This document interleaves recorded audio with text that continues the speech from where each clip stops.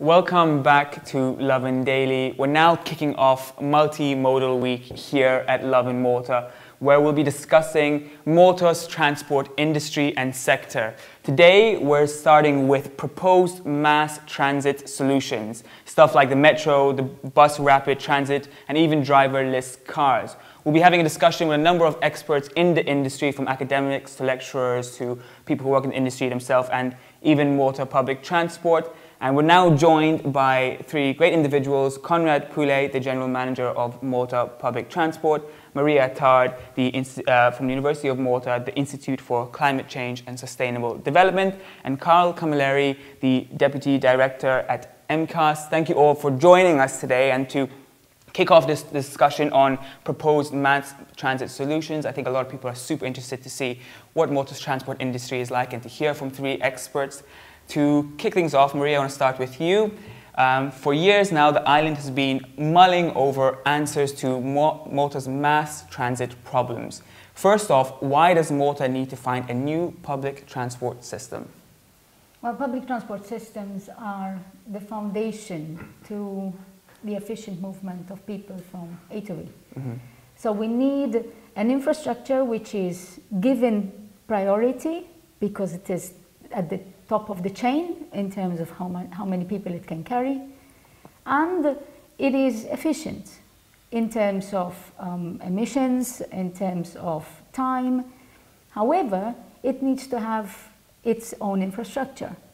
And so the idea of moving from what we have today, a bus which has to compete with lots and lots of cars, we need a system which is segregated, a system which has its own infrastructure, its own space, and that can meet its timetables and schedules and basically ferry people efficiently from one place to the other. And do you guys agree with this? Is, I think, something that we can all agree on. Yes, it's very fair. Absolutely. And Konrad, now to move on to you. Some of the proposed ideas include things like the bus rapid transit, the light rail transit. Briefly, what are these options exactly, and how would they work in Malta? I think one of the most important things to look at is what people need, what people want, what people expect, to be able to get from A to B, as Maria said. So if any decision we take in transportation and mobility centers around what we can offer to people, then the solution will most likely work. What we have today is a public transportation system which is based on buses plus other mobility solutions like kick scooters and bikes, which are all growing in their own way. So I think what we need to do is we need to evolve, and to evolve, we need to find that solution that can take what we have today, make it better for the people, make it more attractive, make it compete, as Maria said, more on a level playing field. Today it's very tough, for 400 buses to compete with 400,000 cars in the limited space we have. So any solution that we look at, whether it is light rail, which can be a little bit more rigid, or whether it is bus rapid transit, which is effectively light rail on wheels, and they can look just as sexy as a lovely tram can look. They cover the wheels, in fact, nowadays, just to make them look like a tram. But the solution is, finding that way that people can have a reliable service more than it is today. I'm not saying today is not reliable, but not enough. Right. So people are telling us, as a bus company, listen, we want the service to be more reliable. We want to have more frequency. We want to be able to use a service more readily available, So to do that, public transport needs to evolve, and to evolve, it needs to have space on the road, which is dedicated, not necessarily all the way, because you can use technology to give buses priority in a very smart way nowadays. They won't fly yet, but they will use a space in a much more efficient way. But that is how I believe that people will start using public transport even more than they use today. Absolutely. So this bus rapid transport and the light rail transit are something that could be a potential solution, right? That in the future that we could see being used in Malta. Moving on to our third question, and to stick with you for a second, what are some of the hurdles we would need to overcome to kind of implement these new solutions and in Malta? And maybe other innovative systems that you can think about? One of the challenges is obviously people's behavior and people's expectations. So if you go to any person, well, most people, and tell them, listen, I'm going to put a bus lane instead of your parking for the cars. I'm going to put a bus lane instead of your lane that you normally use for your daily commute. It's a very difficult subject for people to understand, because they will feel, rightly so, that you're taking space which is for them in their car. So my argument has always been, if we can find ways to take at least the idle cars out of the way, so a lot of parking on the street, for example, just an example, we get those cars to park underground, okay, in a structured way. We're not telling you remove parking, just relocate them, and you free up that space for people. Now, we free up that space for people on bicycles, on scooters, on buses, on cabs, on whatever. You're going to make the transportation more attractive, and that will start to trigger people using other forms of transportation more than their car. It's not a matter of not using the car at all. I mean, this is not the philosophy, at least that we believe in. There is space for a car, but there should be space for a bus, for people, for bicycles, for walking. It's a mix. I think people need choice. But I think that is one of the problems, right? Is the fact that everyone in Malta has a car, or like feels need to have a car, or even more than one car. I will correct you slightly though. I mean, I cannot argue if they all have a car, but the last surveys that we have done, and it's been consistent for the last 15 years or so, between 50 and 60% of bus users have easy access to a car. Right. It's just an example because we have that data. Okay. So people might use their car for one type of commute, but then they use the bus for something else, and a cab for something else, and God forbid we walk a bit to get somewhere else, because walking is probably one of the most efficient ways of moving in some places, and then combined with other forms of transport, it could really make a difference. And we also have space for such infrastructures. Yes. It is a misconception that we need to remove parking from everywhere in this island to implement anything else. So there are studies where in certain stretches of roads there is enough space to keep the parking, to keep everyone happy. So is the major issue then people's behavior, changing people's behavior on how they visualize or how they see transportation in Malta? And how do you go about? But that's a very long term, that's a much longer term solution. Right. As my colleague was saying, at the end of the day, you need to be able to change people's behaviors. And one of the biggest things is that whether or not we are 400,000 cars plus in Malta to our populations, which is roughly 450,000. So there's more than ample cars. But the problem is, if you want to reduce congestion and therefore utilize more the public transport system, you need people to switch. Now you can't push them to switch from using their private car, which they invested money in, and they have put a lot of effort and a lot of finances into it, to simply just going to use something which is more expensive while the other stays there. You have to incentivize them. You have to use methods like behavior economics where you push people and you incentivize people, you give them a default, so it's much easier for them to choose that option. And in order to do that, it requires better planning. As Maria said, some of the streets are already there, but better planning, a long-term communications method so that people understand what is best for them and what are the options.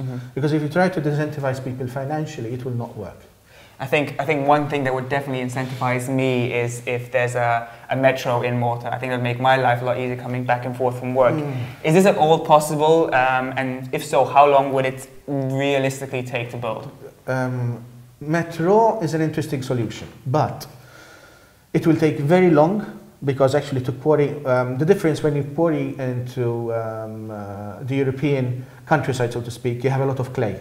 Here in Malta, it's very solid rock. I had experiences, we're working with with national companies. When you try to bore tunnels, 3 kilometers can take you a minimum of a year. So you can imagine how long it will take. Plus then you still need to put the infrastructure in it and so on and so forth. And you're still not solving the original solution, which both LRT and BRT, like light rail or bus rapid transport, could solve. The traffic is still, the congestion is still there. The pollution is still there. The aim of the idea of having a mass transport system is to reduce congestion, to reduce pollution, to improve the environment, to give you a better access for more thousands of people to be efficiently serve and go faster from A to B. So a metro per se is an idea, but an LRT and BRT would actually solve the problem here. And on to our final question, maybe I can get an opinion from both of you on this, from being sustainable development and being obviously an expert in the field. Are there any other interesting forms of kind of mass transit that should also be considered for Malta? In terms of innovation? In terms of innovation, in terms of, yeah, exactly. I think the technologies... But also from your perspective, obviously being, in the Institute of Sustainable Development and stuff, which would be most sustainable, Well, if we had to look at the most innovative way of doing it, which is technically not innovative from a planning point of view, but it's certainly innovative for Malta, is to try and develop a plan where we actually see people needing less and less to travel. So we start streamlining our land use development, allow for greater activity within the centers so that people can shop in the centers, don't need to go far, and they can walk and they can cycle. And then think of developments. I mean, if you look at the latest, light rail on rubber, on wheels, they look really, really nice and really fancy. The shiny stuff that everyone likes to implement. So the technology today is way in advance. Now we're talking about drone deliveries, we're talking about autonomous vehicles, we're implementing hopefully soon an autonomous bus on the roads, trying that. So we have a lot of opportunity, but we need to be prepared for that. We still are not prepared to take on the technologies. We still stick to the old technology, the car, even older, the second-hand car. So we have a lot of opportunity here to ride on the technologies that already are existing and developing today. And why not? Maybe be actually a lab and experiment for the newer technologies, the newer ideas. So I don't think there should be any limitation. I think the limitations are within ourselves, not having the vision and the ambition. The ambition to try, yeah. Absolutely. Karl, anything to add? Or? Yes, I mean, I agree with what Professor Attard just said. Transit-oriented development is very important. You have to plan forward, understanding that there needs to be this, but we need to build on what we have already. During the pandemic, for example, the use of internet technology has reduced meetings, face-to-face meetings considerably. Why don't we implement that? Furthermore, multimodal transport. I was just talking here with Mr. Pule about the new ferry they're launching, and it needs multimodal transport. That means you can actually use different types of transport to take you from A to B, but they have to be there, they have to be planned. Right. So in actual fact, if all this works together, it can actually give us a much more efficient way of transportation. Absolutely. And Konrad, just to end with you, anything to add from Malta public transport perspective? Any interesting forms of mass transit? You've already introduced the new ferry and the autonomous bus, but is anything else you feel like Malta needs at this moment? I mean, we're not introducing ferry ourselves. We're facilitating the integration with, with the ticketing, and the technology side. But I think that is one last point I wanted to mention. People's behavior, from what we've seen, can be influenced significantly with the use of technology, with mobile phones. So if you throw a new app out there, if you throw new technology out there, when we launched, for example, real-time information on the bus arrival, that changed people's behavior. They started using different routes because it makes more sense to get from one place to another. So I think that with all this interconnectivity that we're talking about, and having all these different modes of transport connected into one set of technology which is easy to use, I'm pretty sure that people will feel even more comfortable making that change depending on the needs of that particular commute. So I think mass transit will happen in Malta. It's something that we do need. Whether we need to look at a solution that's going to take us 10 to 20 years to implement, I'm not saying we shouldn't. There's a study taking place by government. I look forward to seeing it. But in the meantime, I think something needs to take place, and we need to start evolving our current services that we have across the board to give people a more efficient way of getting from A to B to C to D and whatever. Absolutely. Konrad, Karl, Maria, thank you so much for joining us today and to discuss proposed mass transit solutions. It seems like there is a vision there, it just needs some work and to get there, but definitely things are in the process of being done. Thank you everyone for joining us today, and make sure to stick around throughout the week for our discussions on multimodal transport. Tomorrow we'll be discussing shared mobility, so stuff like carpooling and scooters, so make sure to tune in for that, and have a great day full of lovin'.